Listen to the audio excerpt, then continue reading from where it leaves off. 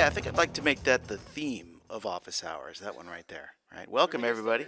I like that one. It's very majestic. It's very, it sounds like something that should introduce a substantial radio program. Am I right? I like that. I like the word. Yeah, that's what it is. Good morning. This is DJ Doc V. Welcome to Office Hours. We're here every Friday at the beautiful UTRGV Edinburgh campus. It is a great day. 75 degrees here in the Rio Grande Valley. A little overcast, but we're expecting a high today of looks like around 81, 84 or so, somewhere in the low 80s. Potential for rain, but not very much. Just a 1% chance of rain today. Hopefully not, because we've got the student media field day this afternoon. And those of us who are going to be participating in that, I don't know, what do they have in mind? Kickball they were talking about, and other games and such. And then, did you see the announcement where he teased that maybe if it's raining, we might do karaoke, and that a radio advisor might be doing? I know, that's what he said. So, who on earth could he possibly be talking about? I don't know. Well, I don't mind telling you. Good morning, Vaqueros. It's 10:04 on Friday, April 14th, and I'm DJ Doc V. I got some great music picked out for you today. Let's see, we've got some Styx. Haven't played them in a long time. Some Roxy music, some Robert Plant and Alison Krauss. A nice little crossover there. Led Zeppelin and a bluegrass. The vocalist from Led Zeppelin and then a bluegrass artist together collaborating. That's a great collaboration, great record there. So I picked out a song for you there. But we have the first one I'm going to play this morning. So hopefully you're sitting down. You don't have to go anywhere for about 9 minutes and 29 seconds, because I'm going to play a song by Yes. Yes. That's first was released in 1971. On the what was the first record it was on? It was on the Yes album from 1971, written by John Anderson, Steve Howe, and Chris Squire.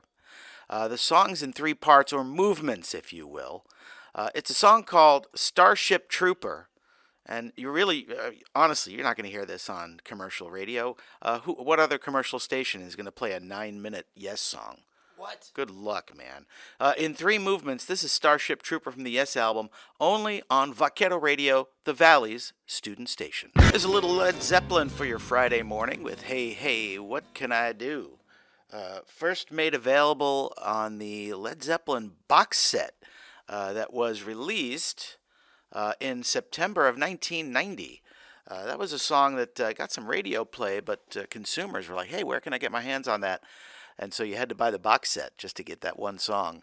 As my friend Steve in Spokane knows, he went and bought that box set when it was first came out. So good morning. This is DJ Doc V. Welcome to Office Hours. It's 10:19 and 75 degrees here in the beautiful UTRGV Edinburgh campus. We're in the studio today. And make sure that you stay tuned after Office Hours for Feminist Hour, which comes up at 11 a.m. DJ Morena Libre from our Brownsville studio will be spinning tunes and talking about stuff that'll want to make you become a feminist. That's for sure. So make sure you stay tuned in there. Also, at the bottom of the hour, we've got, as we always do on Office Hours, a little This Day in History. And I've got a poem picked out for you about 50 minutes after the hour from Gallery Magazine, another fine production of UTRGV student media. So I'll recite that poem back, closer to the top of the hour, right before we close out Office Hours for this week. Just got another 3 weeks left in the semester. No. I know, it's really approaching fast. Last day of class is May 3rd, and then the week after is finals week, and No more paychecks. No, for fans of Vaquero Radio, thanks for tuning in. We do go essentially on autopilot over the summer, and you'll still be able to hear us wherever you are. We broadcast 365, 24/7, so you'll still be able to pick us up whenever you have your Radio FX app it'll be playing and we'll be broadcasting over the summer, even though you won't be hearing any original programming over the summer. But make sure you stay tuned in and still listen, because we've got a great rotation for you to listen. For right now, let's get back to the music. Here's a song by Weezer called My Name is Jonas on Vaquero Radio, the Valley's student station. Little clash there for you with Police on My Back from the Sandinista LP. And before that, the Cranberries with Zombie. We started off that segment with Weezer, My Name is Jonas. And a little bit about that middle song there. The Cranberries, such a tragic story. The lead singer, Dolores O'Riordan, taken too young. She died in January 2018. She was in London. We're working on a side project and talking with the representatives from her label about a new Cranberries album. She had a late or early morning phone call with her mother on the 15th of January, but later that morning she was found unresponsive in the bathroom, pronounced dead at 9:16 a.m., only 46 years old. The cause of her death was not made public until an inquest at Westminster Coroner's Court held on 6 September on what would have been her 47th birthday, which ruled that she died as a result of accidental drowning in a bath following sedation by alcohol intoxication. Turned out she had a blood alcohol level of like 0.33 when they tested. That's pretty high there. So, it's such a shame when we lose great artists at such a young age from overindulgence in alcohol or drugs, something like that. So, bit of a bummer there, but thankfully the music lives on. We're able to keep her in our memories. So, Dolores O'Riordan, formerly of the Zombies. The Cranberries. Excuse me. It's 76 degrees here in the beautiful Edinburgh UTRGV campus. We're looking at a high of 86 this afternoon and a low overnight of about 75. Coming up this week, the daily forecast tomorrow, it's going to be a hot one, 98 degrees as a high, back down to 82 on Sunday, and for returning to classes and work on Monday, 83 degrees as a high. Tomorrow there is an 11% chance of rain, but we hope that it'll stay dry here in the valley. As we do every week on office hours, we've got this day in history. And on April 14th, 1865, President Abraham Lincoln is shot in the head at Ford's Theater in Washington, D.C. The assassin, actor John Wilkes Booth, shouted, "Sic semper tyrannis," which is Latin for "ever thus to tyrants.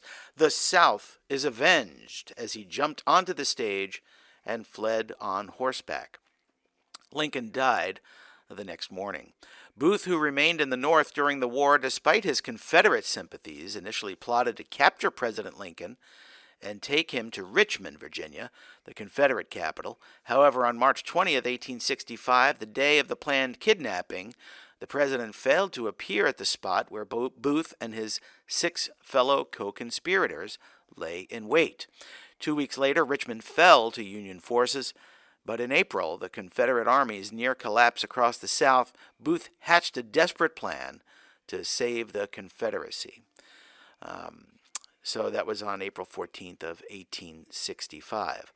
Also on this day in history, William Howard Taft, president, becomes the first U.S. president to throw out the first pitch at a Major League Baseball game.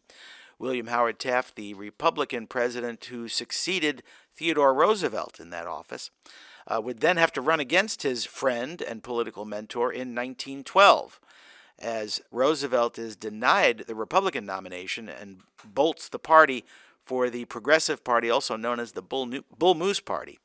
And during the 1912 presidential race, Theodore Roosevelt actually did better than his Republican protege, William Taft, who, interestingly enough, they were friends. This schism in their relationship, you could largely blame on Theodore Roosevelt's ambition. He wanted to be back in the White House, and he felt that Taft was not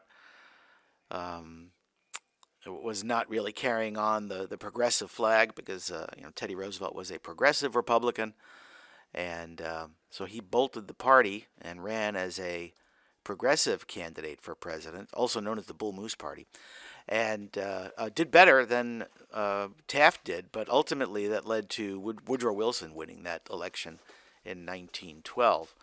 And then Theodore Roosevelt would retire from politics altogether. They tried to get him to run one more time, but he wouldn't do it. Also on this day in 1988, the Soviets agreed to withdraw from Afghanistan. Representatives of the USSR, Afghanistan, the United States, and Pakistan signed an agreement on this day in history calling for the withdrawal of Soviet forces from Afghanistan. In an exchange for an end to the disputed Soviet occupation, the United States agreed to end its arms support for the Afghan anti-Soviet factions, and Afghanistan and Pakistan agreed not to interfere in each other's affairs. Also on this day in history, in 1960, the Montreal Canadiens win their fifth consecutive Stanley Cup.